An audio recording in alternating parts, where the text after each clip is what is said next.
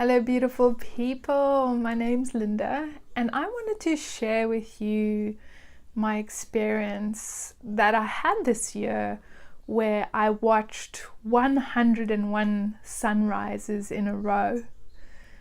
Now, I never actually started off with the goal of watching 101 sunrises in a row, but what I did want to do is to do a 40-day mantra practice.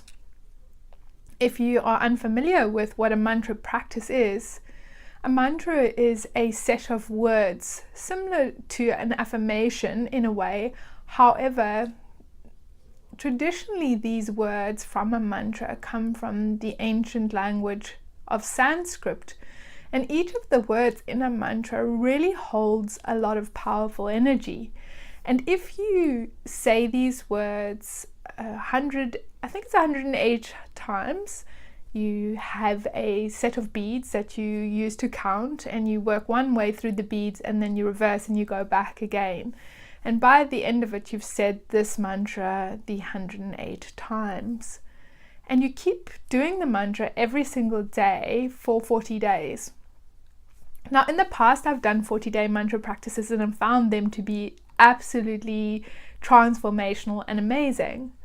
But what I learned in the past few years around energy is that there are certain spaces and certain times of the day that have this extra power, this extra energy that brings more manifesting power, more magical power into the things that you do. So I had this idea, if I did a 40-day mantra practice, and instead of just doing it at home like I normally would in my usual meditation space, I wanted to make it a lot more of an effort, so a bigger commitment, and to bring in this magical energy. So I thought, well, what happens if I wake up every single day and I go down to the water's edge? So that space between land and water is a magical and powerful place. And then to do it at sunrise, which is a shifting space between day and night, once again, another magical space.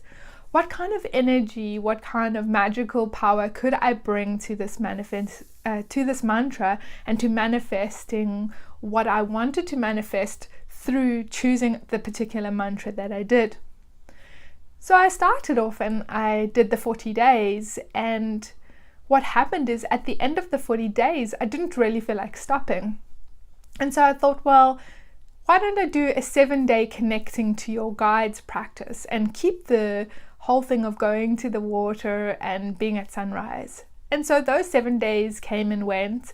And then I thought, well, why don't I add in a connecting to your spirit guide meditation? And so I did that. So I was looking for and connecting into my animal totem.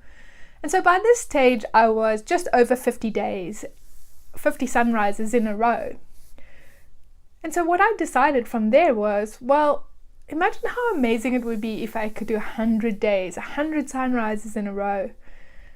And as you can imagine, 100 days is almost 1/3 of a year. And so life does happen, and there's all sorts of things that comes into play. And when I made the decision to start off this 40-day mantra practice, I was actually just going into winter. And so the entire time I did this practice was right over winter. So I had all the possible excuses that someone might expect at that time of the year about not getting up out of bed. You know, it's dark and it's cold. And for some reason, there seemed to be quite a lot of cloudy and rainy days over that period too. And to top that all off, I ended up traveling during that time. I had expos to do. I was running a 6-week live coaching program during that time. And so I had so many things come up in my life that could so easily have been an excuse as to why I should stop and why I shouldn't carry on with the practice. But there was a sense of determination within me and a commitment to myself to keep going. And so I did. And when the funniest thing was that as I was getting close to the 100 days, I was starting to start looking forward to having a bit of a sleep in. And on day number 101, you will never guess what happened. I was planning to have a sleep in, my alarm wasn't set, and just before the sun came up, our car alarm started going off for absolutely no reason, and we had to get up out of bed, and we couldn't get this alarm to turn off for at least 15 minutes. And by the time that was over, well, I thought, well, I'm awake and I'm up already. I might as well go and watch another sunrise. So what started out as a 40-day practice, what evolved into me wanting to do 100 days, turned out to be 101 days. I've never before committed this many days to really keeping a practice in my space. I've always had some form of practice, but it's never been so committed to this level where I needed to get out of bed, go out into the cold, and I would either cycle down to the water or drive. And I was alone for so much of that. And the experience of doing something like this has really been quite magical and transformational in my life. And so if you haven't started a practice or you don't have a practice, jumping into something that's 100 days long might be too much of a commitment. In a way, it might actually put you off wanting to do it.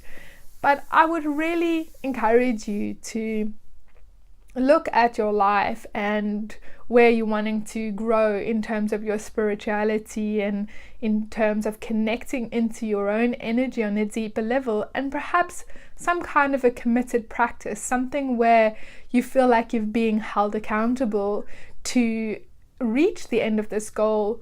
You may find that at the end of that, what you gain from that experience is far more than what you feel that you may have to give up in terms of comfort and daily life, your usual comforts that you have. In terms of my own accountability, I never really felt like I needed someone else to hold me accountable. But I will let you in on a bit of a secret here, in that I made a choice to post every day on Facebook, just on my personal Facebook page, just saying, day one sunrise and things like that. And part of that actually helped me keep me accountable, because it was like I was creating this record for myself of my own achievements and what I'd done. And I posted a photograph of every sunrise. And now I have these gorgeous, beautiful sunrises, 101 of them every single day in a row, that I will be able to treasure for as long as I'm around. And one of the things I didn't know is how different each sunrise could be. Yes, I've watched sunrises in the past, but I started to almost become like a bit of a sunrise snob, going, ooh, the conditions today are going to be quite spectacular because look at where the cloud level is lying and all of these things, and starting to try to predict how amazing the sunrises would be. And there were some absolutely spectacularly amazing ones with so many beautiful colors. And just being in that energy and in that space alone without even doing any kind of meditation practice in itself is pretty magical. And something that's come out of this, which I wasn't really planning and I didn't expect, is how many people have been commenting on what I was doing, that I was an inspiration, and that they've even decided to get up and watch sunrises because of all the ones that I've shared. And so I guess I wanted to put this together today just to encourage you to commit to yourself, because that's really what I was doing here. I was trying to make a commitment to myself, to my own spiritual growth and to my own spiritual path. And there's no one really out there that can do that for you. This is your own journey. This is something you need to do on your own, and only you can find your own way. There's no need for you to follow anyone else's path or how anyone else does theirs, but it is important for you to find your own practice, your own way of continuously connecting in. Because in the work that I've been doing over the past 2 years with the psychic work and the energy work, is I've realized that if you do nothing, something will fill your space. Some energy, some task, some day-to-day activity will just naturally slot in and fill that space. And unless you prioritize and make it really important, you're never ever going to make the time to really connect with yourself and understand more of who you are and what your energy is. And as I've learned to connect more into my own energy and understand more about me, what that creates is this beautiful sparkle within myself, so that when I go out into the world and I live my life, I feel joyful from the inside out. And no one else has told me how to do that. I've just created my own practice around connecting and figuring out what it is I really deeply, truly want in my life. And if your day and your life and your thoughts are so filled with your everyday stuff and everything that's going on, you never make the time to sit with yourself, you'll never really truly know what you want. And so when your life keeps just giving you all this crappy stuff, you can't really blame the rest of your life.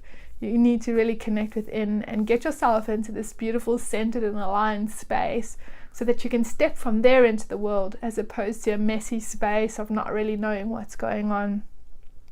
So I'd encourage you to have a look at all the beautiful photos that I'm going to post along with this particular video of the 101 sunrises. I just wanted to share some of that magical energy with you, and if you decide to start your own practice or you get involved with something, I'd love to hear about your own journey and where that takes you and how you grow through that. Thank you so much for listening today, and it's really been my pleasure to share with you, and I look forward to connecting with you again in the future. Have a beautiful and magical week. Bye for now.